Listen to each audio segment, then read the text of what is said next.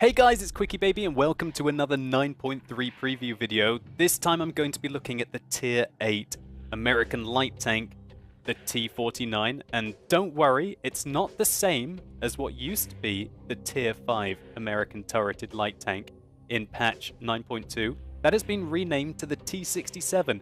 Now, the T-49 is top of the American light tank tree, as we can see, leading on from the Bulldog, the T-37, and the Chaffee. Now, without ruining the surprise, I'm going to go on to this in more detail in just a second. The speciality of this tank is to derp its opponents into submission with a 152mm gun launcher on this very fast light tank. This makes the vehicle a complete novelty. Stay tuned, I've got some gameplay coming right up after we take a look at the stats of this tank in the garage. So unlike the RU-251, which leads on from a tank which you'll already have unlocked, to be able to get to the T-49 you'll have to go through the T-37 and the M41 Bulldog. But I can tell you that's not going to be painful at all, as the M41 Bulldog is a fantastic vehicle, and I'll have a preview coming right up for that on this channel. The T-49 will require 101,200 research experience points to be able to unlock it. Fortunately, the top engine is already unlocked on the T-69, so if you have the Tier 8 American Medium Autoloader, then that will save you quite a lot of experience having to unlock it on this tank.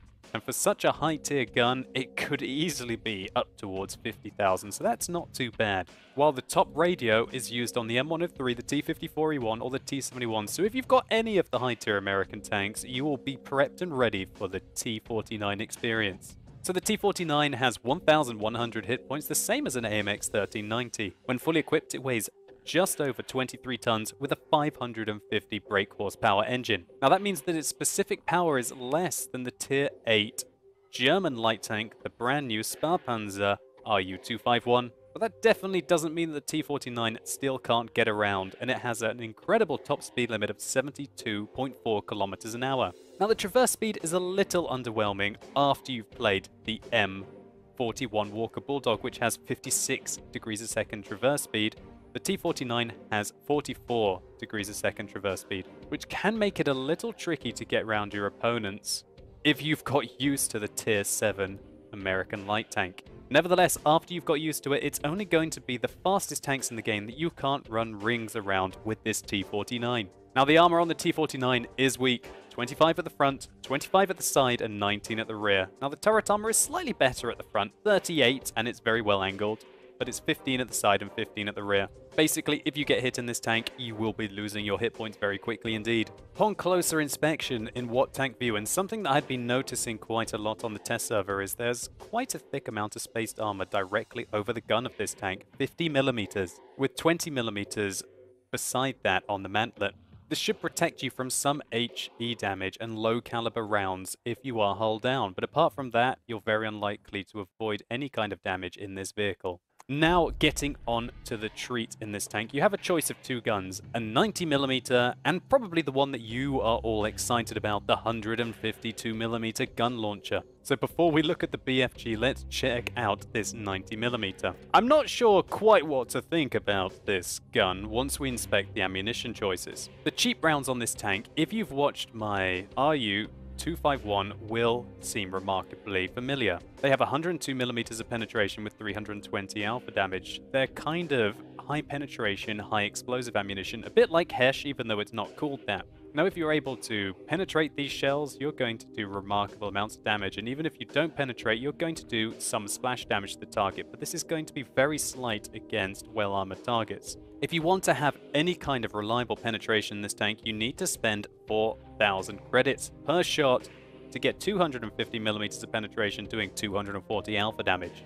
And for some reason, there's a choice of fairly cheap ammunition or even cheaper ammunition. But the even cheaper ammunition has such low penetration, I don't see the use of it. If you choose to use this 90mm on the T-49, you are really only going to be able to be a tank of opportunity shooting very lightly armored targets unless you want to spend a large amount of money to do 240 damage to your target with the heat rounds. Now this is completely different RU-251 that has, I think, 190mm of penetration for its cheap ammunition with its 90mm, and can work completely the same way using its special high penetration, high explosive ammunition with its third ammo type on that gun. Nevertheless, confusion aside, I think that the majority of players are instead going to use this BFG, this 152mm gun launcher. Now, it certainly doesn't fire quickly at all. It fires 2.61 rounds a minute. But when it hits hard, with 910 alpha damage with its HE shells with 76mm of penetration, or 700 damage with its heat ammunition with 152mm of penetration, or 910 with its premium HE rounds with 85mm of penetration.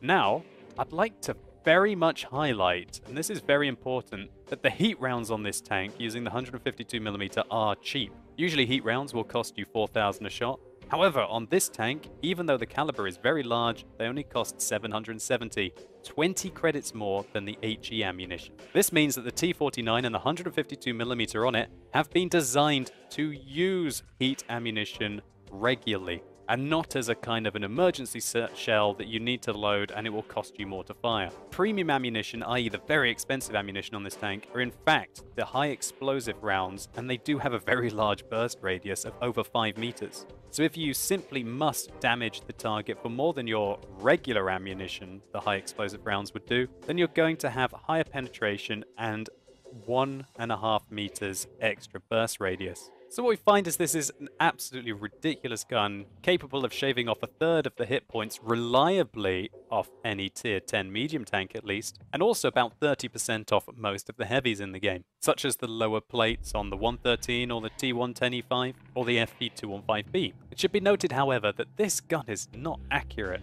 0.6 accuracy at 100 meters with 3.6 seconds aim time. Generally with the T49, what you're going to have to do is get into position, know that you're going to have an ambush shot on your opponent, and then come round the corner very slowly. Otherwise, when you get round the corner, you will be aiming there forever. And this is a balancing mechanic for the tank. We don't want to see these vehicles bombing it around at 72 kilometers an hour and then get into position and quickly unload its absolute tactical nuke of 152mm. Or maybe that's exactly what you want to see. Either way, the diversity that this T49 will bring into the game is going to be ridiculous. But having played it quite a lot on the test server, it's not going to be the overpowered tank that a lot of people were thinking it was going to be. It's actually quite well balanced, I feel. And apart from that initial, oh my word, one shot, the fact of the matter is that it's only going to do about 200 to 300 damage to most medium and heavy targets with that HE ammunition. Basically think as if you were using a KV2. You know how much damage the KV2 does to for example, the front of a Tiger II? Certainly not a lot.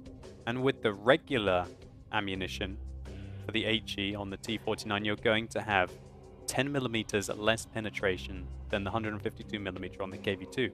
And you'll have to fire premium shells to get the same kind of performance as you did on the KV2's regular cheap HE rounds. So apart from that, what do you really need to know? 44 degrees of turret traverse and a very capable scout with 400 meters view range. That's quite enough theory crafting. Let's get in the game and take a look at some of those one-shots.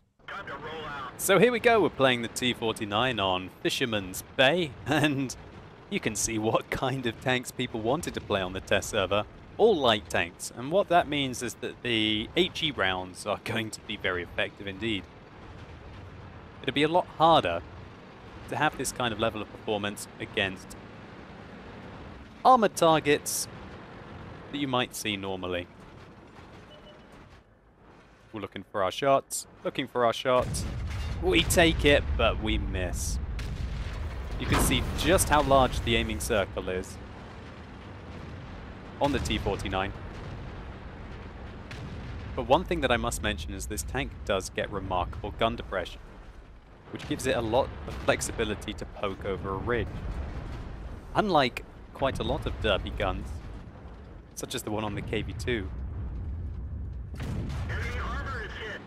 And there we go, that's what it's all about. Over 900 damage done to that tier 8 German light tank. That 251 just lost all of his hit points. Now, quite often for a tier 8 light tank, hey, I've done 1,000 damage. I've had a pretty okay game here, you know. You only have to hit one shell that penetrates in this tank to more or less do your own hit points and damage to the enemy team. But we're not done quite yet. There's a T-54 lightweight. Aiming, aiming, aiming. Bam! And so we hit a Tier 8 Soviet light tank, the T-54 lightweight, which I will be doing a preview of soon. We did, I think it was 350 roughly damage to him there. We hit him in the turret, and the turret armor on that T-54 lightweight is actually quite thick indeed. So that might give you an idea of what kind of damage you're going to do to medium tanks if you snipe them in the turret.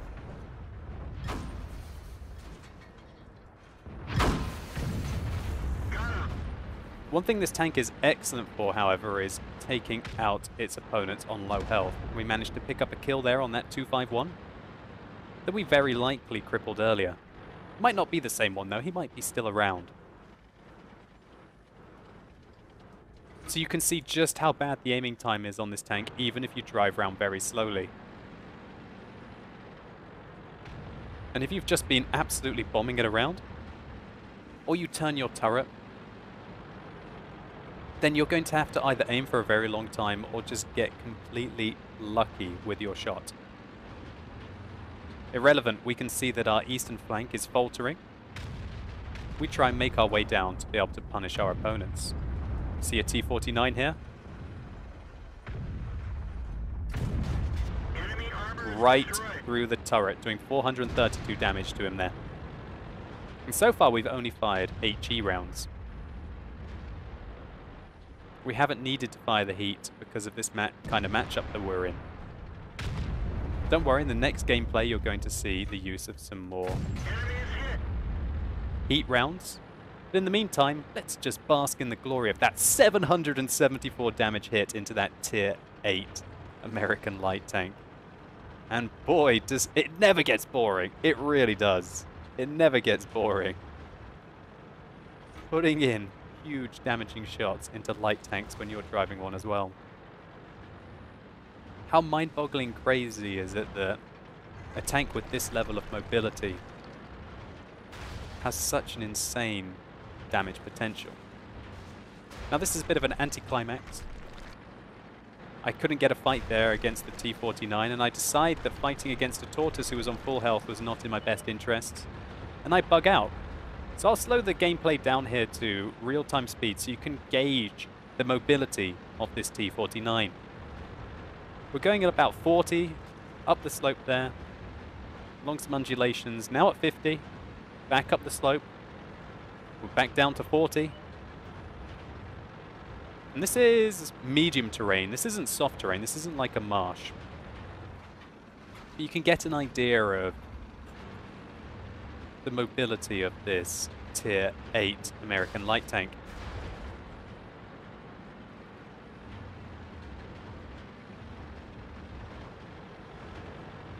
I must say it's quite a good looking vehicle as well. Just give it the quick once round.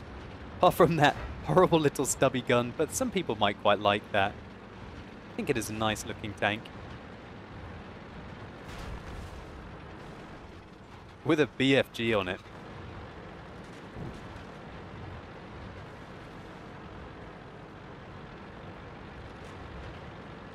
So it might be very easy in this tank to get distracted from the fact that it's got 152mm on it.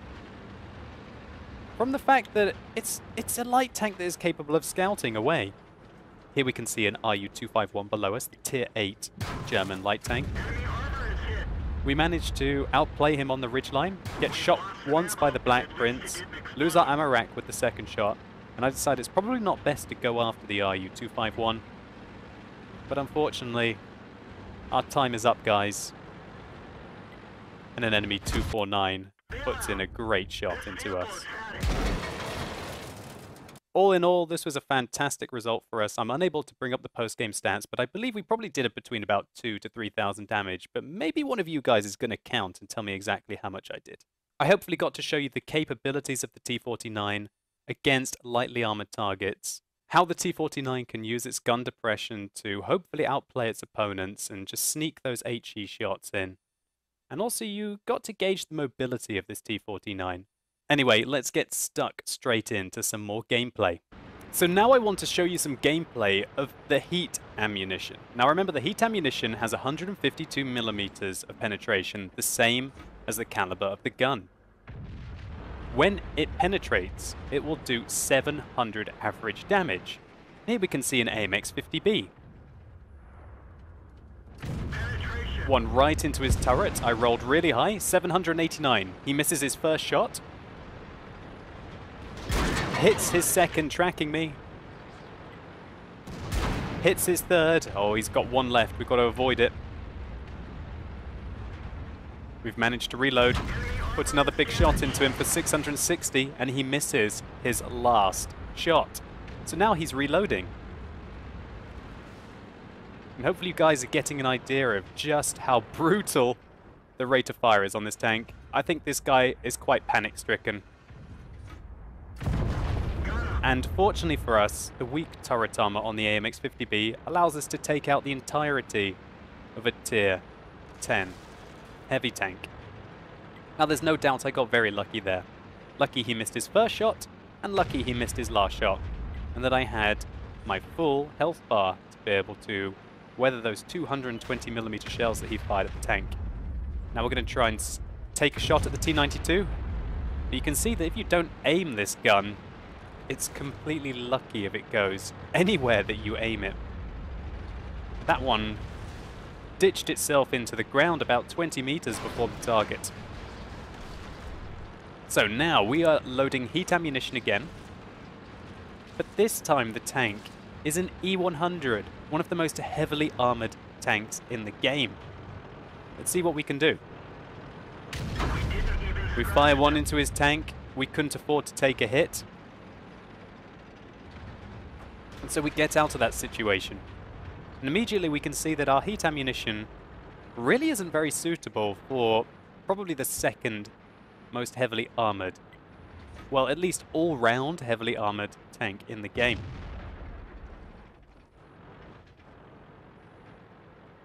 To stand any chance of penetrating, we have to get a flush shot into the back of his tank or his turret. So we come out round the corner.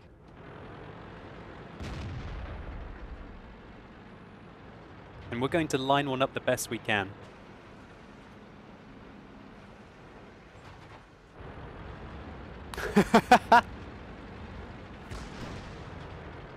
Right into his back, more or less at a completely flush angle, and we're unable to go through him. And so this is where the heat ammunition is limited. I would probably be better quit wasting my time trying to penetrate a tier 10 German heavy tank with 152mm of penetration, and just maybe do a consistent 300 damage to him that I could do with my HE ammunition. Now remember, one of the remarkable things about the T-49, as I highlighted in the garage, is that these heat rounds are actually more or less as cheap as the HE rounds. It's not going to cost you thousands of credits.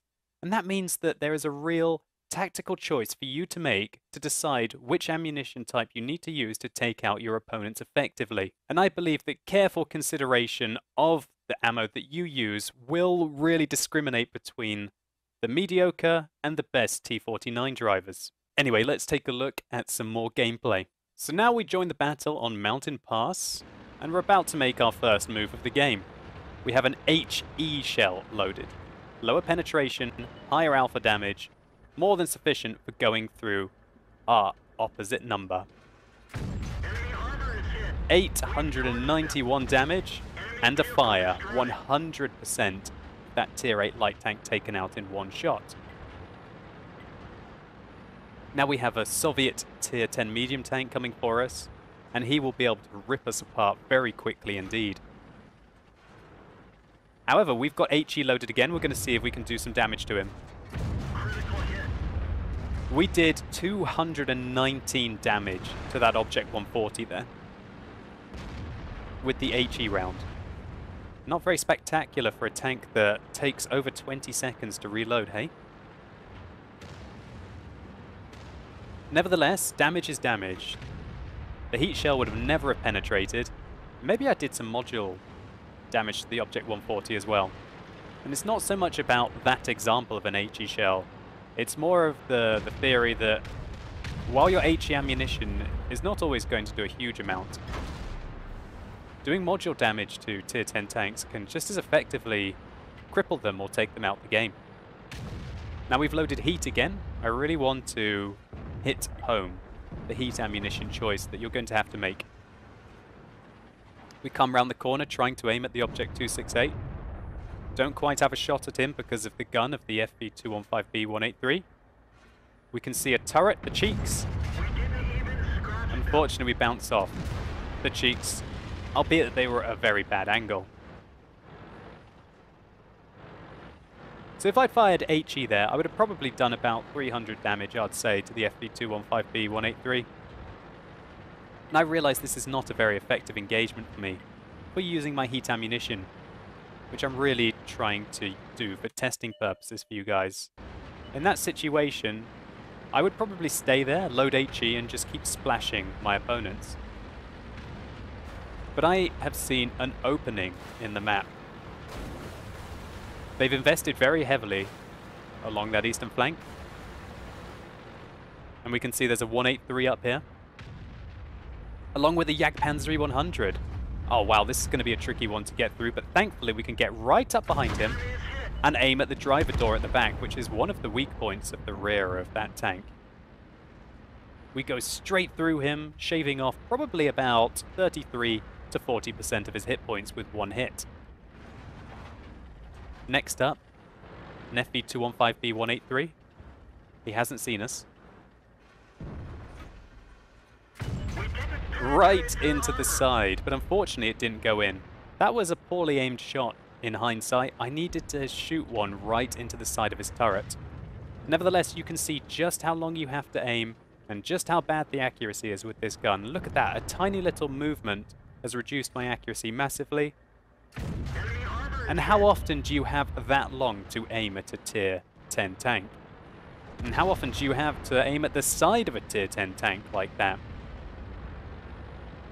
Hopefully I'm trying to hit it home to you guys just how tricky it's going to be to use this 152mm, but equally just how rewarding it'll be when you can get it to work. So hopefully I showed you guys everything that you wanted to know about the new American Tier 8 light tank, the T-49, which does look rather spectacular in HD. I think Wargaming are doing a fantastic job with these new models. The conclusion is that this tank is in no way a conventional light tank. Well, at least with regards to its armament, because really you could play this just like any other scout. It might be a little slower than the others, with anything apart from its top speed limit, but the gun, that 152mm, is really what makes the T-49 the T-49 and a force to be reckoned with, or at least very much feared. While I can't wait to play this Tier 8 light tank on the live server, it definitely isn't my favorite American light tank. The Tier 7 M41 Walker Bulldog is a tank that I've been absolutely loving. 1,500 damage per clip, albeit that it does take 18 seconds to unload that.